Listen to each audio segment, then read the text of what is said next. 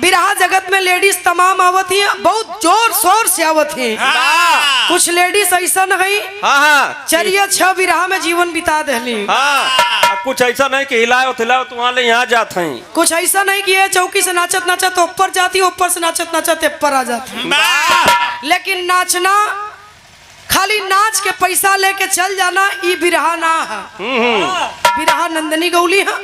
बिरहा का कलाकार लेडीज कुछ है नहीं। स्वर्गीय रामदेव उस्ताद बतावे लड़ने वाला काबिल हो, लड़ने का मजा तब आता है। के गवैयन से बिरहा होला तो बिरहा गाइला, नचवैयन से बिरहा होला तो नाचीला, झगड़ा करे वाले गवैयन से बिरहा होला तो झगड़ा भी कर लेला। यह क्वालिटी रहे के चाहिए। ताज गवैया से बिरहा है।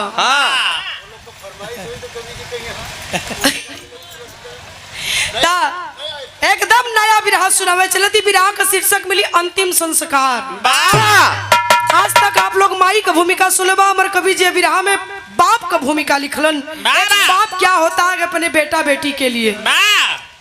आजा वाला भूमिका भैया कतुआ आजा वाली भूमिका। 1 से 1 रुपया पुरस्कार दिलन। बहुत बहुत प्रणाम बा। आवा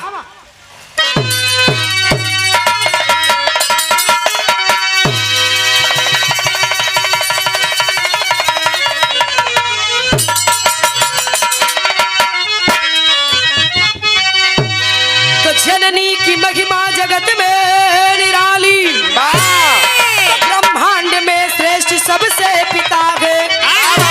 सुवन के जन्म से ले उसके मरण तक, ललन के जतन में ही जीवन बिता है। सुनिए सुनाती हूँ अनमोल गाथा, पिता पुत्र की अद्भुत कहानी। इतनी मानवता सिया राम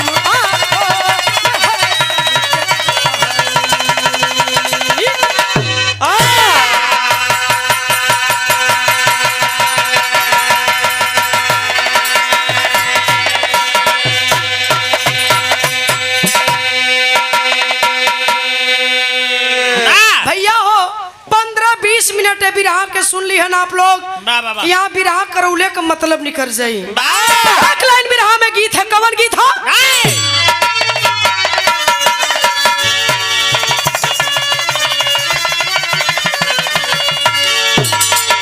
यह गीत बा। अरे मुझे तेरी मुझे तेरी मुहब्बत का सहारा मिल गया हो।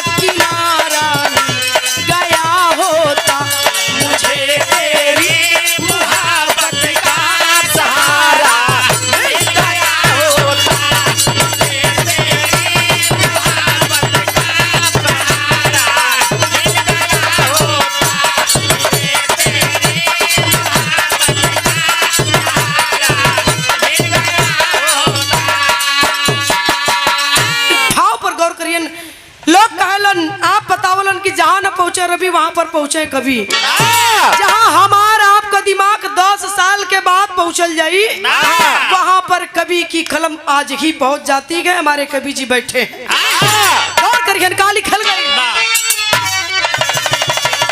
अरे यहाँ कब क्या, अरे यहाँ कब क्या हो जाएगा, कुछ जान नहीं सकता।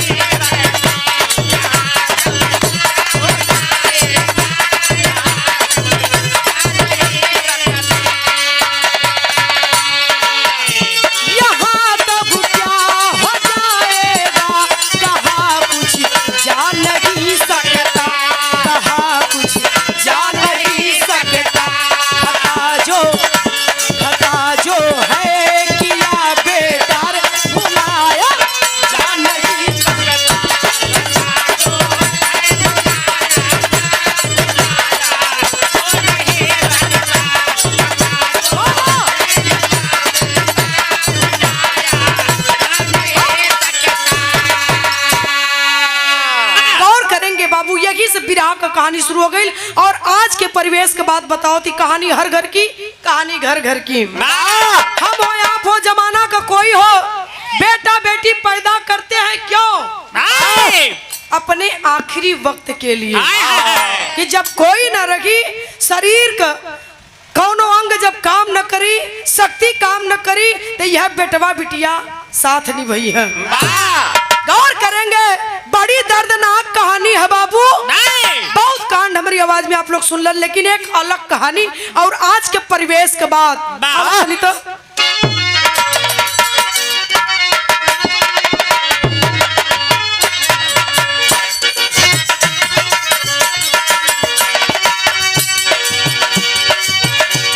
कहानी शुरू हो गई हमारी साथियों,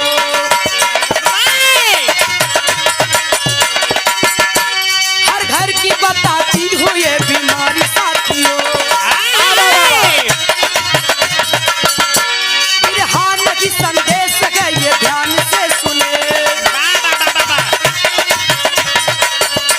अपने ही ऊपर लेकर अनुमान से सुने। कर्नल थे लखनऊ के सूरज भान निराले, राधी पत्नी बच्चे दो लाड से पाले। बड़ा मान छोटा था विशाल दुलारा,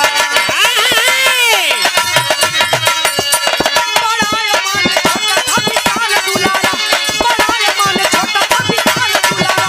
माता पिता ने बच्चों को खूब संवारा, माता पिता ने बच्चों को खूब संवारा।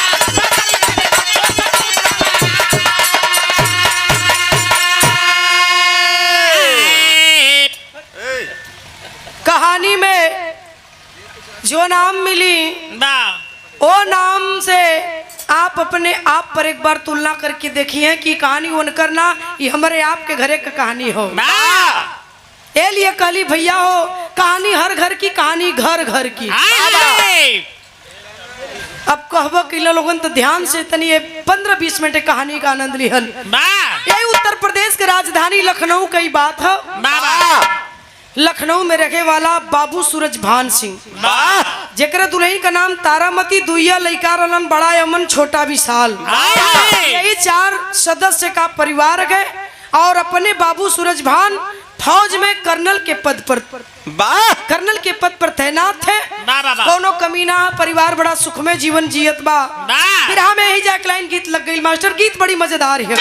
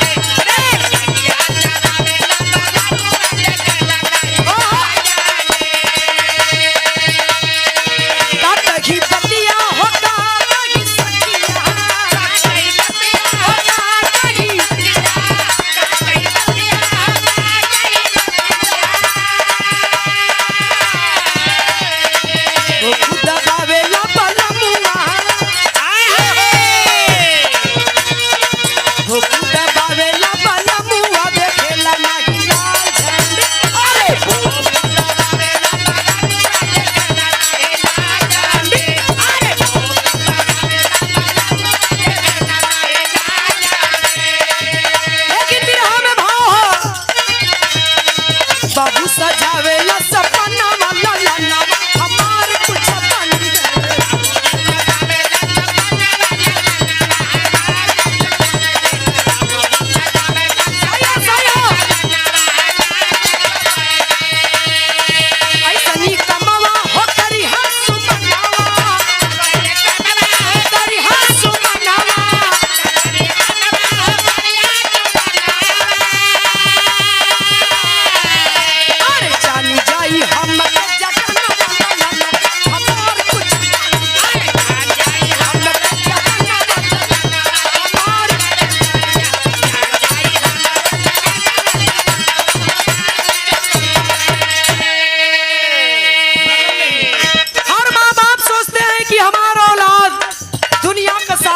होके मिले, हाय हाय सुखी रहे हमेशा, वाह। हम से चार जाओ आगे ऊपर जाओ।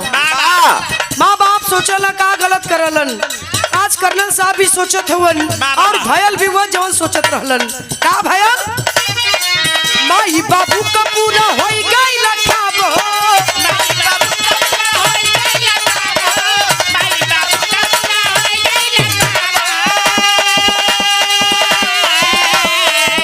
बापा गईला विदेश में जब हो,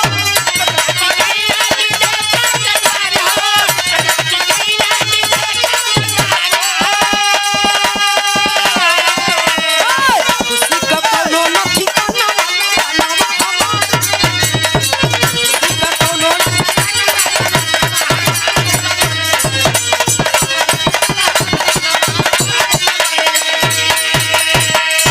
कर्नल साहब का सपना साकार हो गल भैया। लइकवा दोनों पढ़ते पढ़त जॉब पाई गिलन, दोनों लइकवा जॉब पौला। आ अपने भारत में ना अमेरिका जैसन देश विदेश में कर्नल साहब का दोनों लइकवा अमन और विशाल नौकरी पौलन। सॉफ्टवेयर के इंजीनियर होते हैं दोनों। खुशी का कोनो ठिकाना ना को भैया, कहाँ गोड़ भुइया पड़ी। एक लड़का अगर अपने देश में नौकरी पाई तो गोड़ भुइया ना पड़ी, दोनों लड़का विदेश में पाई गिला नौकरी। खुशी का कोई ठिकाना ना, पास पड़ोस हित नात रिश्तेदार सब जुटल कलश के रे यार ये तो बड़ी खुशी की बात है। कर्नल साहब तो और दोनों लड़का अमेरिका में नौकरी पोलो, एक पार्टी चाहिए। कल लेला भैया पार्टी कौन बड़ी चीज बा, दे दे पार्टी। तामरे उस्ताद वाली एक लाइन यहाँ गीत लगई, बिरा सम्राट हमारे गुरु विश्वनाथ यादव जी। एक लाइन तर्ज लगल, अपने जवानी के आलम में तपाक रहल कहवे का गवे,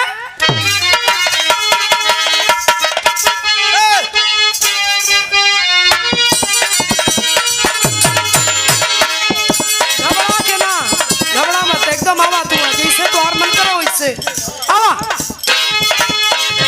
अरे नाराई ताल के है चिकन मट्टी और बढ़ के मट्टी रही। अरे नाराई ताल के है चिकन मट्टी जगह बस पर पहाड़ गोरिया।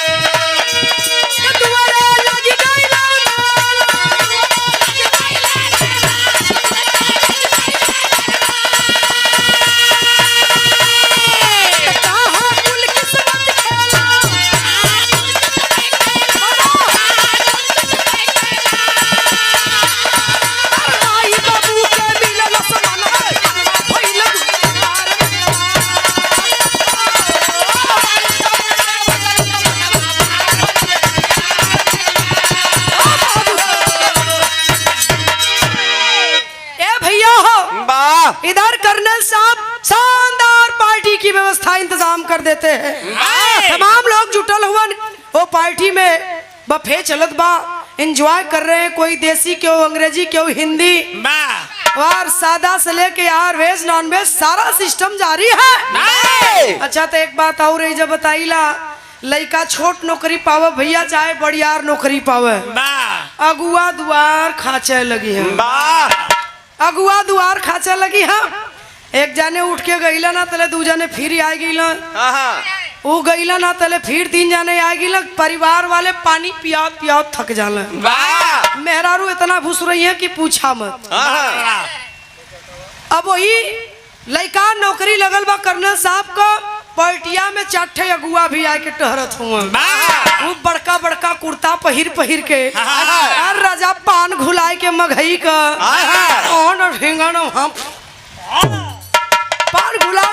अपन वही में पार्टी में अगुआ घुमत हुआ कर्नल साहब केहरो जा तो घेर ले कौन लड़कवा तो बियाह कर लायक हो गल कोई लेता तो नीक रहत लड़की बड़ा सुपर बा सुपर से भी ऊपर बा खानदानी रईसी और देबो करी पढ़ले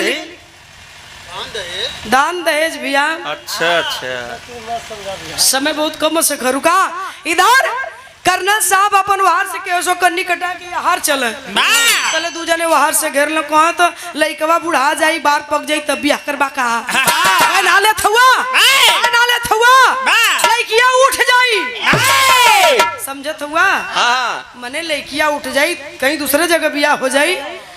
कर्नल साहब फसत फसत बचत बचत फंस गईलन जब फंस गईलन तो दोनों लइकन के संग में शादी तय कईलन एक का मारे भाते दोनों लइकन के बारात लेके गईलन झूठे पतो विदा करा के लिए अइलन। कर्नल साहब को दुल्हन तारामती गईली बाजार लखनऊ का नामी मार्केट जाए के चर भरे का 2 ठे सोने का हार बनवौलिन बनवा के लेके अइलिन दोनों पतोगिन के एक हार मुंह दिखाई दहलिन मुंह दिखाई दे के देखा सास का गोड़ भुइया ना पड़ी नंदनी बतौली है कि जकर एक ठे पतो आवेले ओकर गोड़ भुइया ना पड़त राम के घरे में कौशल्या के तो 4 ठे पतो अइलिन तीनों सास का गोड़ भुइया ना पड़त नंदनी बतौली है। यहाँ 3 सास में 4 जाने आइल बाड़ी उनकरे बिरहा में आई यहाँ एक सास पे 2 ठे पतो आइल ही देखा चरचर भरे का हार जब पतोहिन के मुंह दिखाई दे दली चचा अब पतोहियो खुलता एकदम सोना मेरा अरुण के बड़ा प्रिय होला सोना या कपड़ा और एक ठे भात और न बताइए करे आगे समय कम ता मेहरारून के सोना कपड़ा बड़ा प्रिय होला आप लोग बैठल हो ध्यान से सुनिया और जहाँ मन करी नीक लग जाई तो कोई से भेजवा दिया कावन चीज हो समझे वाले समझे तुम मूर्खन का बात ना करत छी अच्छा ए भैया हो कर्नल साहब का दुल्हन चाबी का छल्ला निकली करियाई में से निकाल के कलिया आई पकड़ा हाँ ला खूब खोला ताला आई कुल ताला खोला इला जितना हो अलमारी का कुल चाबी यही में हो कुल कोठरी का ताला का चाबी यही में हो अल्लाह के कुल खोला या घर देखा अब हमसे ना देख जाई अब हमार बुढ़ौती आई अब चलो थी केरो महू अपन तनी कोना तरह पकड़ के आराम करम देखा सास इतनी पतोहिन का कपारे पे चढ़ा देली अब बदवा में का कहिए मल पतोहिया बिगड़ गई का भैया बाबू कहिए पतोहिया बिगड़ गई सास दे देली 2 महीना दोनों बेटवा पतो घरे बितौले हुवन अब जाए का छुट्टी खत्म हो गई जाए के तैयारी कर्नल साहब का लड़का करत हुआ कल पापा जाना होगा नई नई नौकरी छूट जाएगी कल कैसे कैसे जात हुआ कल कैसे जाए जी हमन अपन दोनों भाई जाए जाए कल ना ना ना अपने भारत में रहता तो साल 6 महीना पियौत्या अमेरिका जात हुआ 2 साल में बा कि 3 साल में बा कि 4 साल में बा के देखी कल के कल अपन अपन गाई लेके जा यहाँ चुनी खरी के चलाई अपन अपन गाई ले जा कल पापा बाबू छोड़ा जा लेके अमन बूढ़ी बुढ़ा भाई शक्ति जांगर पैरुक चला तो बना खा ले बल जाई आए हाय हाय दोनों बेटवा अपन अपन मेहरारू लेके अमेरिका चल गई समय बीता लगल बिरहा में एक लाइन तर्ज बदल गई मास्टर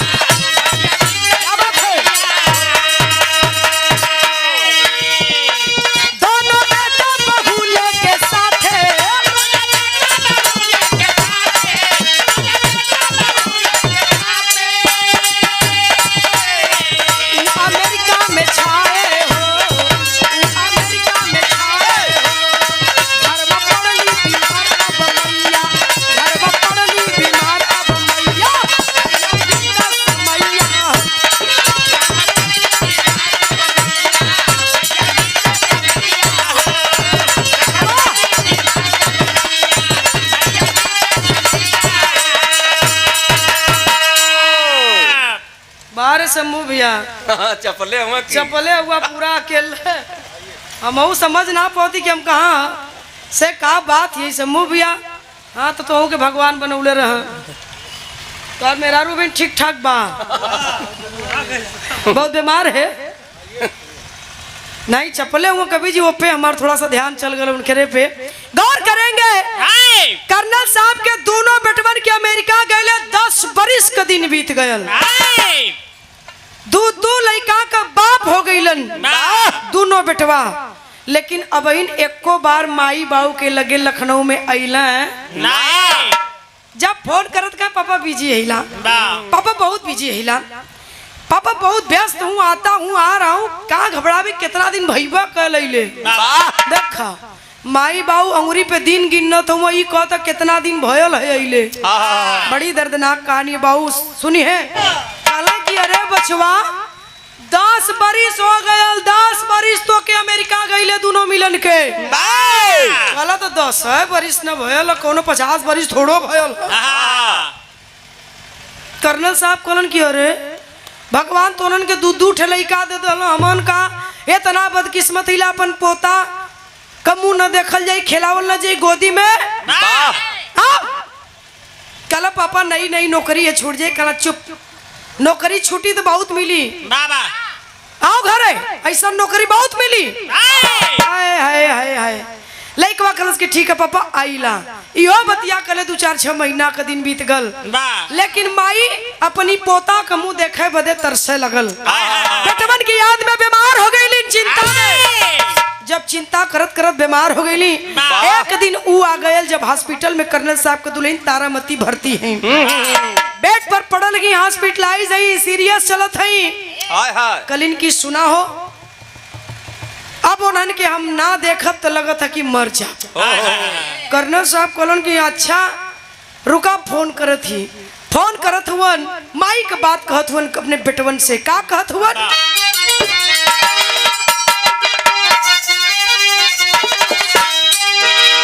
अरे माई कहेले होबो लाई दाला लाना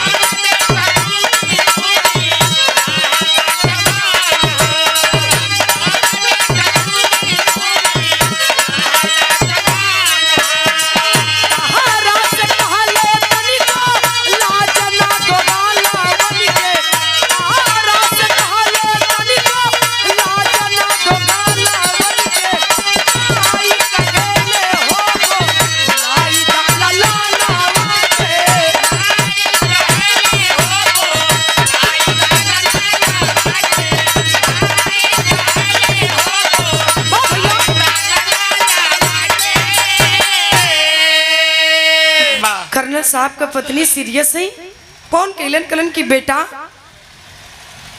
माई सीरियस है काजनी तो नने के देखले के बाद ठीक हो जाए आजा बेटा 1-2 दिन बदे आजा बाबा कल पापा टाइम तो ना है खले के रे पगला टाइम ना है नौकरी छूट जाई इतने न होई छोड़ जाई नौकरी दूसर मिल जाई लेकिन माई चल जाई तो दूसर माई ना मिली रे पगला कलश की पापा 10-15 दिन का मौका दे दा। हम दोनों भाई आवत ही अपने परिवार के साथ। बहुत खुश हुआ कि 10-15 दिन का मौका मांगा था। अब पूरे परिवार से दोनों बेटवा हमारा यहाँ। कलन की चिंता मत करा हो, हॉस्पिटल में भर्ती है गई तारामती। कल चिंता मत करा, दोनों लड़कवा संगवे आवत हुआ, पूरे परिवार के साथ, जच्चा बच्चा के साथ आवत हुआ। 10-15 दिन और तनी सबर करा, जैसे इतना सबर करू ये अमन कमाई। बड़ी खुश है, बड़ी खुश है कि हमारे दोनों बेटवा आवत हुआ। 15 दिन का मौका मांगले रहना। 15 दिन बीत गयल, 16 दिन बीत गयल। 16 दिन का दिन बीतल है, लड़का ना इला बेटवा पतो। 17वें दिने कर्नल साहब का दुल्हन तारामती दुनिया छोड़ देली। मर गई मतारी, बेटवा ना इलन दोनों में से एक को। ए बाबू, कर्नल साहब का दुल्हन 17वें दिने जब दुनिया छोड़ देली, बेटवा ना आयल। कोई परिवार का सदस्य नहीं आया जो 15 दिन का मौका मोहलत मांगा था। मरते मरते कर्नल साहब का दुल्हन वही बेड पर हॉस्पिटल में एक बात कर रही अपने पति कर्नल से। फोन कैलन अपने बेटवा के विदेश में, अमेरिका में। कलन बेटा, माँ गुजर गई, लेकिन मरते मरते एक बात कह करके मरी है, वही कहने के लिए फोन किया हो। और अंतिम बार ये फोन है, फिर जीवन में कभी फोन नहीं करूंगा तुम दोनों को। का कहले हुन बाबू, तनी ध्यान दीहन।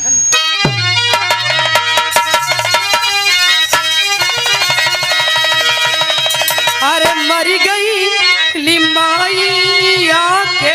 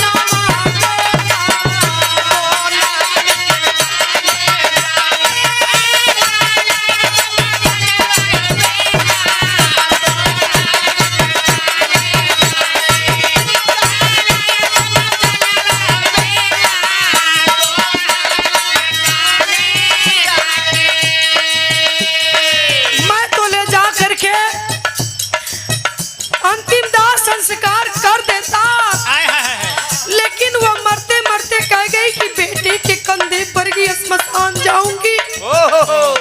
बेटा ही चिता में आग लगाएगा, ये मेरी आखिरी इच्छा है, इसे पूरा करवा देना। जिंदा थी तो नहीं आया, कम से कम मरने पर तो आ जाए, मेरी आखिरी इच्छा पूरी कर दे। रोवे सूरज भान आनो मान नहीं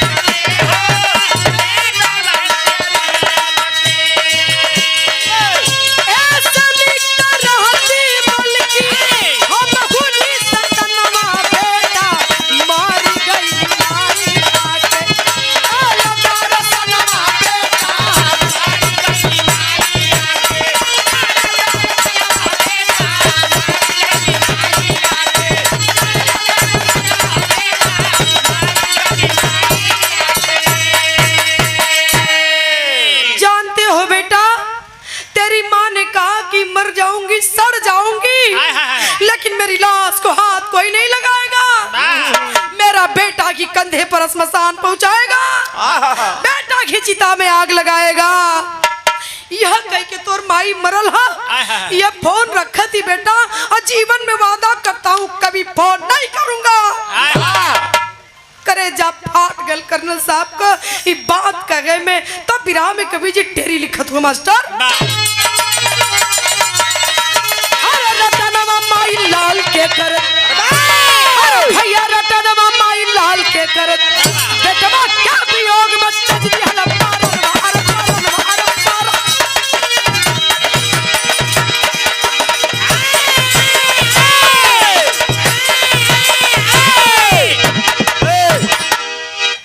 बस एक बेर बहुत भैया। ए भैया गौर करेंगे रटनवा माई लाल का करत, बेटवा के वियोग में तज दिहला परनवा। माँ बेटा बेटा रटते रटते दुनिया छोड़ देती है, क्या यही माँ का, यही बेटे का कर्तव्य था? माँ इसी दिन के लिए बेटा पैदा करती है। एक नजर बेटवा के देखे बदे तरस गई, मर गई। लेकिन दोनों बेटवा में से कौनों के एक दिन एक घंटा का मौका ना मिलल कि माई के बीमारी में आ जाए। आया है अमेरिका से माँ के मरने पर कर्नल साहब का बेटा, लेकिन कौन आया, किस हालात में आया, पहपट लगी मास्टर।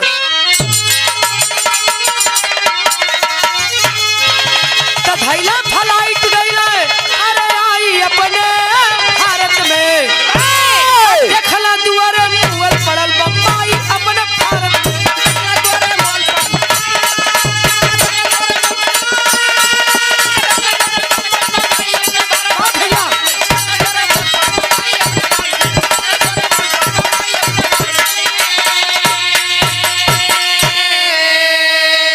अरे बाबू सूरज भान जी कहला बेटवा यमन बा कहवा हो, विशाल कहला उना अइला काम बहुत बाऊ हवा हो, तब बहू भी बीजी नहीं आई पाई अपने भारत में। अरे सुन के सूरज भान सिंह गइल चकराई अपने भारती। अकेले कर्नल साहब का बेटा सिंगल छोटा बेटा विशाल आयल हुवन बाबूजी। कर्नल साहब देखत हुन कि वो विशाल हमार छोटका बेटवा आवत था, लेकिन अकेला आवत था। ए भैया बैठ जा भैया, देखत हुन कि हमार बेटवा विशाल आवत लेकिन अकेला आवत था। देखत देखत बेटा नजदीक आ गया, माँ की लाश के पास आया है। पूछ रहे हैं कर्नल साहब कि ये बेटा अमन नहीं दिखाई दे रहा है, मेरा बड़ा बेटा कहाँ गए? कहा कि पापा भैया नहीं आए। क्यों, वहाँ सब ठीक है? कल कि पापा वहाँ सब ठीक है, भैया बहुत बिजी है, वहाँ टाइम ना मिलल हो। खलन की ना तेरा परिवार बाल बच्चा ना उसका परिवार ना वो कोई नहीं, अकेले। कल पापा हम आए ही ना, आया हूँ सारा काम निपटा के ही जाऊंगा, घबराइए नहीं। कर्नल साहब कलन माई मरल बचवा तुहार, कहत हुआ कि घबरा मत करे, वो माई के मरले पर ना आयल तो आई कहिया, आवे लगले तो कुछ कहलेस। कलस की पापा जब आवे लगली, आए बिरहा सुने वाले बाबूजी पत्थर का करे जा रही, वो एक बार सोचे पर मजबूर हो जाए कि आज के ए आधुनिक परिवेश का संस्कार हमरे लइकन का, आपके लइकन का कहाँ जाता, बहुत जरूरी है कि बचावल गौर करिहन। रो रहे कर्नल साहब क्यों नहीं आया? नहीं आया तो कुछ कहा होगा। कलन की पापा जब आवे लगली तो भैया एक ठे बात कहलन, कलन वही तो जानना चाहता हूँ, क्या कहा जब तू आने लगा तो? कलन की भैया आवे लगली तो पापा एक ठे बात कहलन, यह बात कहलन आवत का। कलन अरे बोल, ओकरे अगो बोलबे, कहे में डरा था, हिचकिचा था। कनक कर्नल के पद पर तैनात रही, देश का सेवा कैली, करेजा बहुत कुछ बर्दाश्त कैले। बोल का कहलस? जब तबेरे लगलन तब कहलस कि पापा जब मैं आने लगा तो भैया ने कहा माँ मरी है तुम चले जाओ, जब पिता मरेंगे तो मैं चला जाऊंगा।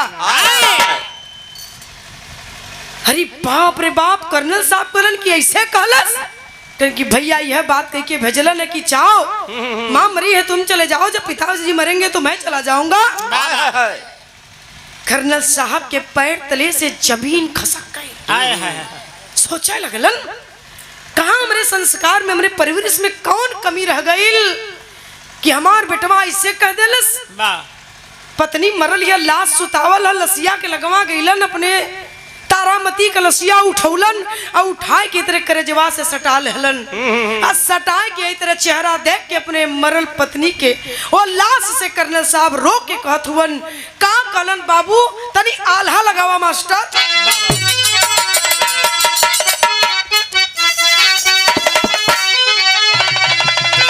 अरे लाशी के सुरतिया देखी के अरे लाशी के सुरतिया देखी के कहे लगल बतिया बाबू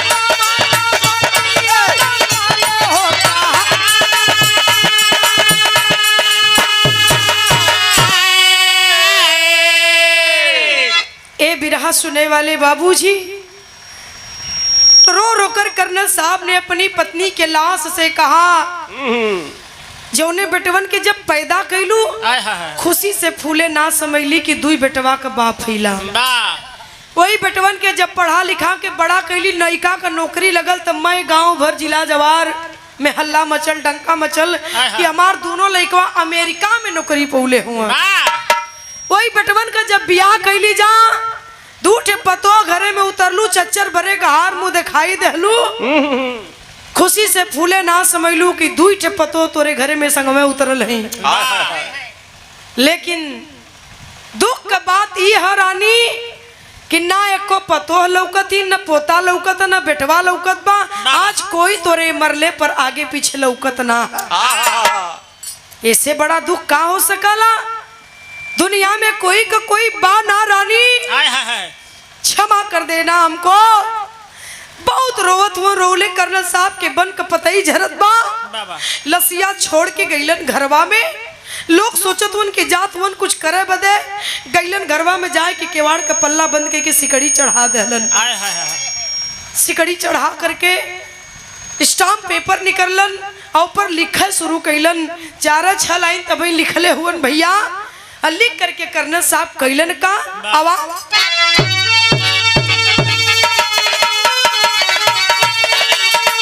लिख गया लेटर। अरे सूरज भान सिंह बंद कई के कोठरी, अपना कान पट्टी पर गोलियां चला।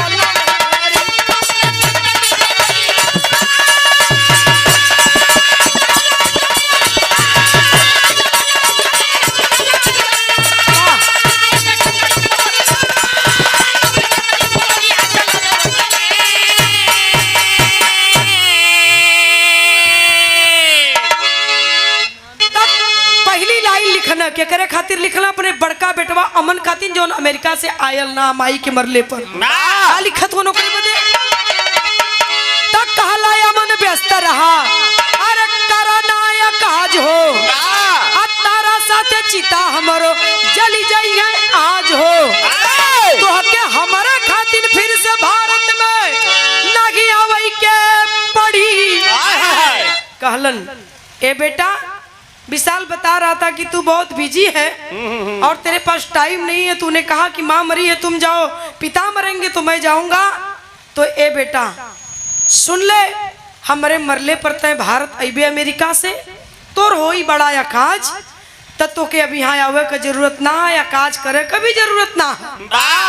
आज ही मेरी पत्नी के साथ मेरी चिता जल जाएगी। पहली लाइन अपने बड़े बेटे के लिए लिखते गए, दूसरी लाइन अपने विशाल अमन खातिन विशाल खातिन लिखलन जो माई के मरले पर आयल है। खलन आए विशाल, तेरी माँ की इच्छा थी कि बेटे के कंधे पर स्मशान जाऊंगी, बेटा ही चिता में आग लगाएगा। तो एक काम करना बेटा, अपने माँ की आखिरी इच्छा पूरा कर देना। उसकी आखिरी यही इच्छा थी कि बेटे के कंधे पर जाऊंगी, तो उसकी इच्छा पूरा कर देना। लेकिन खबरदार मेरी लाश को हाथ मत लगाना, ना ही मेरे अर्थी को कंधा देना, ना ही चिता में आग लगाना। मेरी अर्थी को कंधा मेरे समाज के लोग दे देंगे। रहा सवाल चिता में आग लगाने का, तो ये हक मैं अपने ड्राइवर को देता हूँ। मेरा ड्राइवर मेरी चिता में आग लगा देगा, समाज के लोग श्मशान पहुंचा देंगे। ये हक मैं तुम दोनों से छीन रहा हूँ। उसी में तीसरी लाइन लिखते हैं कि ऐ समाज के लोगों, हाथ जोड़ करके आप लोगों से क्षमा चाहता हूँ। आजीवन मैंने कर्नल के पद पर रह करके देश की सेवा किया, लेकिन दुख इस बात का है कि आज दुनिया से जा रहा हूँ और जाते जाते अपने समाज में 2 नालायक औलाद छोड़ के जा रहा हूँ। और समाज के लोगों मुझे क्षमा कर देना, ये मेरी गलती है कि 2 नालायक औलाद हैं मेरी वजह से समाज में, क्षमा कर देना। उसी में चौथी लाइन कर्नल साहब ने लिखा कि मेरी सारी संपत्ति का 1 रुपया भी मेरे दोनों नालायक बच्चों को नहीं मिलना चाहिए। सारी संपत्ति मैं अपने गरीबों में दान करता हूँ, लिख दिए। सारी संपत्ति गरीबों में दान कर देना, 1 रुपया भी उन बच्चों को नहीं मिलना चाहिए। उसी लेटर में 5वीं और अंतिम लाइन लिखते हैं कि ऐ विधाता, ये लाइन तेरे लिए है। तूने जैसे मेरी पत्नी की कोख में 2 नालायक औलाद दे दिया दाता, कहां से एक बेटी दे दिया होता तो आज ये दिन न देखना पड़ता। एक बिटिया रह लो, सच्चाई है। बेटा एक घर को नहीं सजा पाता है, बेटियां 2 घर को सजाती हैं। बुरा मत मनिहन भैया, ये सच्चाई है। बाऊ का तबीयत खराब है, बिटिया खाली जान जाए, चप्पल पहले कि ना, कपड़ा कैसन पहले, मैल की फाटल है, दौड़ल बाप के दरवाजे पर बिटिया सबसे पहले पहुंचेली। ए लिए कवि जी बताओ थोन कि बेटवा एक घर सजावला नहीं, बिटिया दू घर के सजावेली। ये लाइन कब लिखे हैं कर्नल साहब भगवान के लिए कि एक बिटिया रोते ही दिन न देखे की पड़त। लिख करके यह 4-6 लाइन कर्नल साहब अपनी रिवॉल्वर निकालते गए और निकाल करके अपने की घातों अपनी कनपटी पर गोली चला लेते हैं। गोली का आवाज सुन के लोग दौड़ल गईलन, दरवाजा के तोड़ल गयल। और जब तक दरवाजा के तोड़ के लोग अंदर जाए, कर्नल साहब दुनिया छोड़ चुके थे। लाश को बाहर निकाली जाती है और दोनों पति पत्नी की लाश एक ही साथ श्मशान ले जाते हैं लोग और ले जाकर एक ही चिता पर दोनों पति पत्नी की लाश का अंतिम दाह संस्कार किया जाता है। ए लिए विराह का शीर्षक अंतिम संस्कार रखल गई। बाबू हो भैया हो, शिक्षा बहुत जरूरी है। लेकिन के खूब पढ़ावा लोगन, बहुत जरूरी आज के परिवेश में शिक्षा। लेकिन जितना जरूरी शिक्षा है उतना ही जरूरी है संस्कार बच्चों को। शिक्षा खूब है, संस्कार ना तो सब बेकार है हमरे हिसाब से। तो ए बाबू ए भैया अपने लेखन के शिक्षा के साथ साथ संस्कार भी सिखैया। ये तुच्छ सी गायिका नीतू राज का यही आप लोगों से निवेदन है। रोज ये बात के मंच से बताईला, आज का समाज नौजवान युवा पीढ़ी संस्कार विहीन होता जा रहा है। पश्चिमी सभ्यता हावी हो रही है हमारे संस्कार पर कि रोकल बहुत जरूरी है। यही गीत हम खत्म करते हैं कि खानदान का परिचय मास्टर। गुरु बिहारी गुरु रमन ऐसे थे इसी वतन में, अरे श्यामा सीताराम भरत जी विश्वनाथ के मन में। रटनवा माई लाल के करत, रटनवा माई लाल के करत, तू सिया राम का ऐसा गोला गनवा